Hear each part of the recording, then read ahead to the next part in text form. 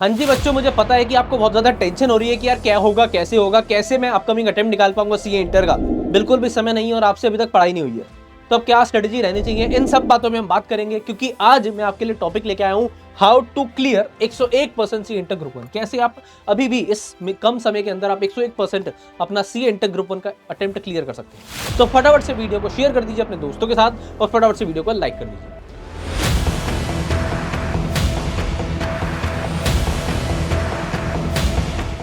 अब देखते हैं कि क्या स्ट्रेटजी रहनी चाहिए। वीडियो को एंड तक जरूर देखना और जो बताया जाता है उसके नोट जरूर बनाना। अब देखिए, ग्रुप 1 के अंदर आपको पता है कि यार ग्रुप 1 के अंदर हमारे 3 सब्जेक्ट हैं, advance accounts, corporate law and taxation. ठीक है जी, हाँ जी, corporate and other law and taxation. अब बात करें सबसे पहले अगर एडवांस अकाउंट्स की, तो आईसीए ने क्या करा है बेटा, एडवांस अकाउंट्स के पूरे सिलेबस को ना 3 पार्ट्स में डिवाइड कर दिया है।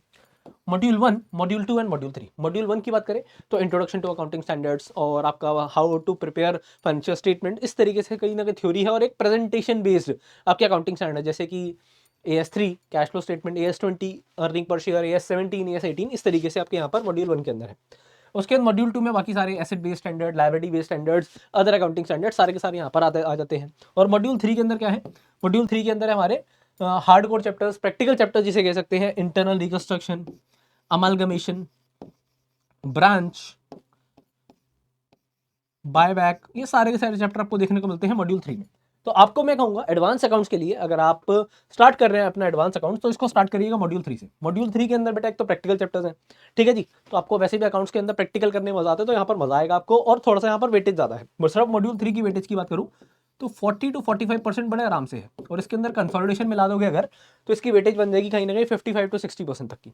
तो मॉड्यूल 3 करना है सबसे पहले, internal reconstruction, amalgamation, branch, buyback और preparation of financial statement, cash flow statement, ये मॉड्यूल 3 के चैप्टर्स हैं।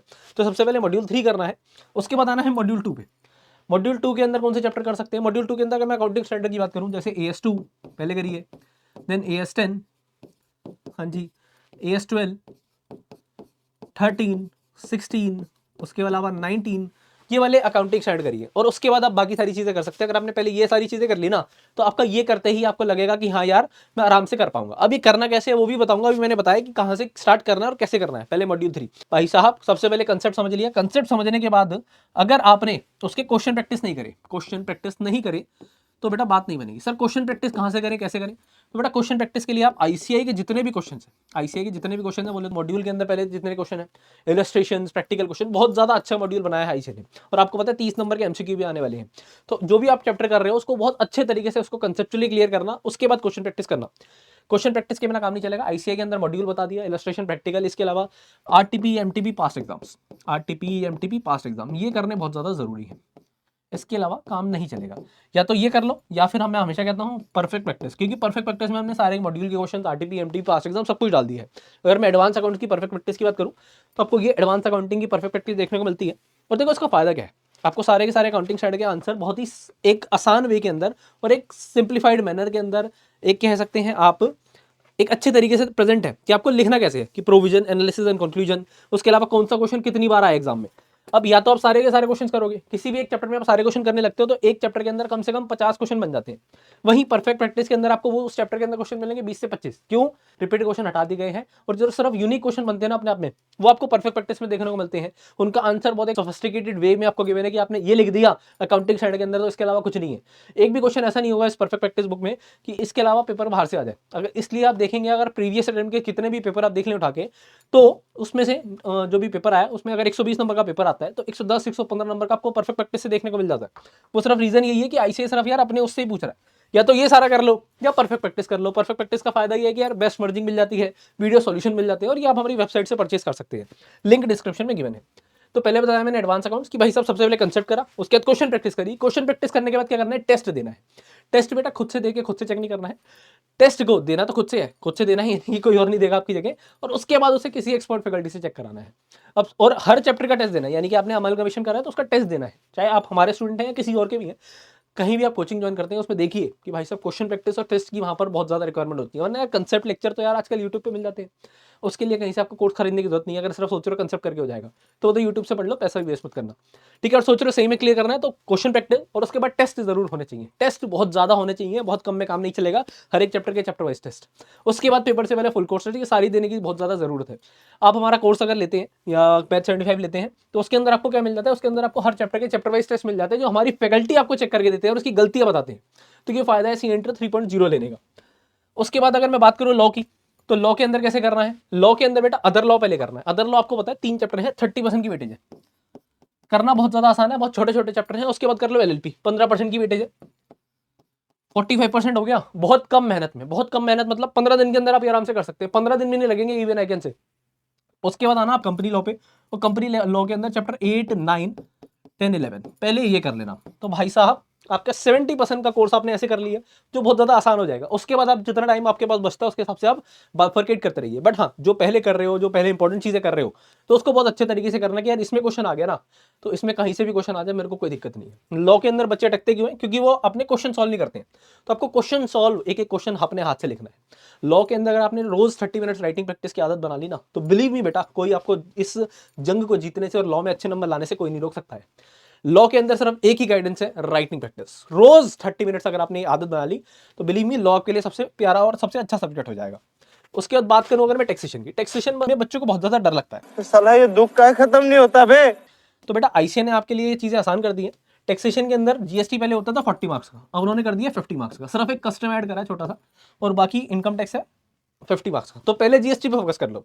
अगर थ्योरी थोड़ी सी भी अच्छी है ना तो जीएसटी बड़े आराम से हो जाएगा, और यहाँ से आपको 50 में से 40-45 नंबर लाना कोई बड़ी बात नहीं है। अगर आपने थोड़े से भी ध्यान से पढ़ लिया ना, 10-15 दिन ढंग से पढ़ लिया, जीएसटी में आ जाएंगे 40 से 45 नंबर बड़े आराम से। कभी कभी एक्सेप्शन होती है कि जीएसटी का पेपर टफ आ गया और इनकम टैक्स आसान आ गया, but 90% of the cases income tax के अंदर ही बच्चों को डर लगता है, जीएसटी आराम से निकल जाता है। 40-45 नंबर आप जीएसटी में टारगेट करिए। उसके बाद इनकम टैक्स में अगर मैं बात करूं तो 5 हेड्स हैं और उसके अलावा अदर चैप्टर हैं, और दोनों की वेटेज लगभग बराबर बराबर है, यानी कि 25 के यहाँ से आएगा, 25 का यहाँ से आएगा। तो पहले जीएसटी कर लिया, उसके बाद इनकम टैक्स के अंदर आपने अपने 5 हेड्स पे ध्यान दे लिया, और उसके बाद अदर चैप्टर्स पे आए। तो इस तरीके से आपको करना है। अब ये तो हो गया करना क्या है। और टैक्सेशन में जिसको भी डर लगता है, मैंने बताया जीएसटी करना है, और जीएसटी के अंदर भी क्वेश्चन प्रैक्टिस करने हैं। परफेक्ट प्रैक्टिस बुक के अगर आप क्वेश्चन कर लेते तो उसके अलावा कुछ भी जरूरत नहीं है।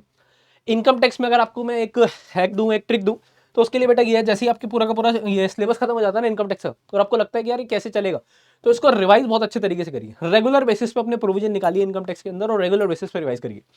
जीएसटी या फिर इनकम टैक्स के अंदर सिर्फ यही है, रेगुलर रिवीजन। आप अगर 30 मिनट्स 40 मिनट्स आप यहाँ पर रेगुलर रिवीजन को दे रहे हैं, तो बिलीव मी टैक्सेशन आपका सबसे बढ़िया रहेगा।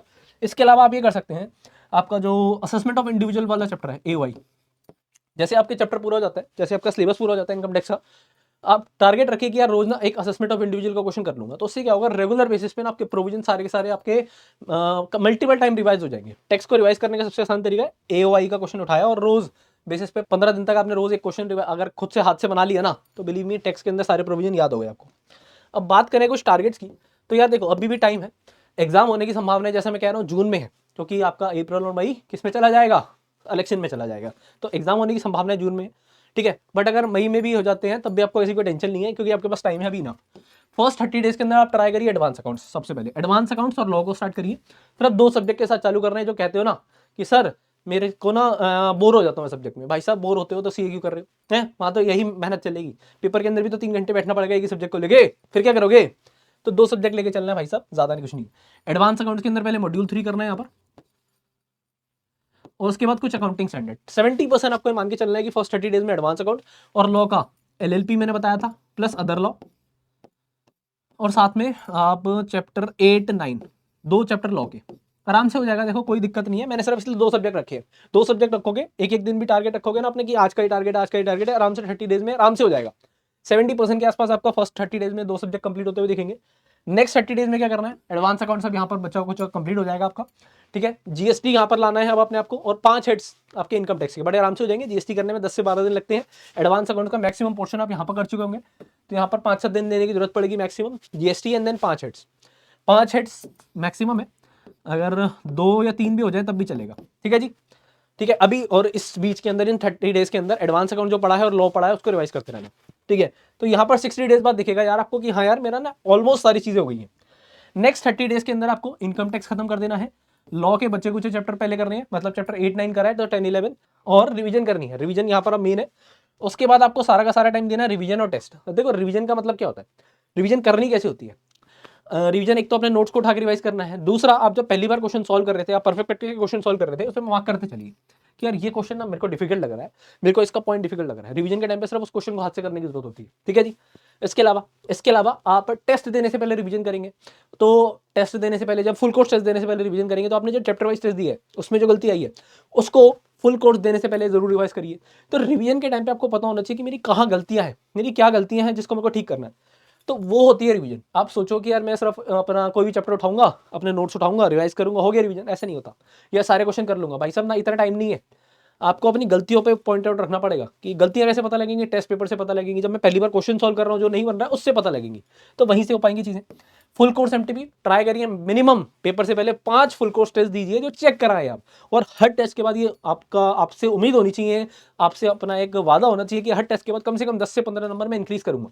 टेस्ट दिया, उसके बाद उसे एनालाइज करो, जब वो चेक करके आता है, अच्छा मेरी गलती यहाँ पर है, अच्छा मेरे को ये वाला कंसेप्ट नहीं आता, अच्छा मेरे को ये वाला आता है, यहाँ पर मेरी कह सकते हैं सिली मिस्टेक हो गई। तो ऐसी गलतियां जब एनालाइज करोगे तो नेक्स्ट टेस्ट में ऑटोमेटिकली उसमें से जब आपने कुछ गलतियों पे काम कर लिया तो वो गलतियां नहीं होंगी, तो 10-15% नंबर बढ़ गए। 5 एमटीपी के बाद आप देखेंगे अगर आपने 5 भी दिए तो कम से कम 30 to 40% तक का इंक्रीज होगा, 30% तक का मिनिमम इंक्रीज होगा।